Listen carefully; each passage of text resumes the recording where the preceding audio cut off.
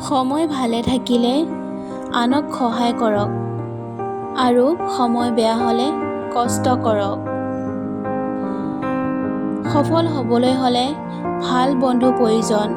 তাতকৈ বেছি সফলতা পাবলৈ হ'লে ভাল শত্ৰু প্ৰয়োজন। লগত থকা মানেই আপোন নহয়। যিয়ে নিস্বাৰ্থভাৱে সুখে দুখে সকলো সময়তে লগত থাকে, তেওঁ আন হাজাৰজনতকৈ বিশেষ। মানুহৰ এটা অভ্যাস আছে, যিকোনো বস্তু পাবলৈ অপেক্ষা নকৰে আৰু যদি পাই যায় তাক আঁকোৱালি ল'ব নাজানে। মুখ খুলি অভিশাপ দিয়া প্ৰয়োজন নাই। মনত দিয়া আঘাতৰ প্ৰতিফল এটা সময়ত তেওঁ নিজেই ভুগিব লাগিব। জ্ঞানী মানুহৰ ভুল ধৰিলে তুমি হ'বা তেওঁ বন্ধু আৰু মূৰ্খ মানুহৰ ভুল ধৰিলে তুমি হ'বা তেওঁ শত্ৰু।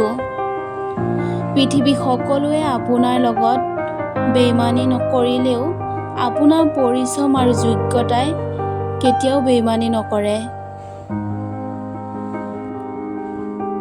আপুনি যদি সেই মানুহজনক বিচাৰি আছে, যিজনে আপোনাৰ জীৱন সলনি কৰিব, তেনেহ'লে আইনাত নিজকে চাই লওক।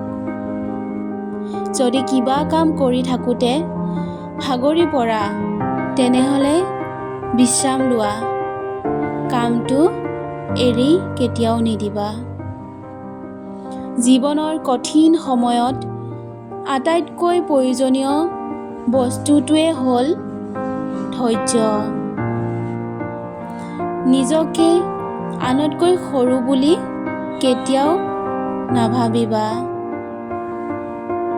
আপুনি যেতিয়ালৈকে চেষ্টা কৰা বন্ধ নকৰে, তেতিয়ালৈকে আপুনি বিফল কেতিয়াও নহয়। জীৱনটো সেইদিনাৰ পৰাই সুন্দৰ হৈ পৰিব, যিদিনাৰ পৰা আপুনি আনতকৈ নিজক ভাল পাব আৰু গুৰুত্ব দিব পাৰিব। ধন্যবাদ।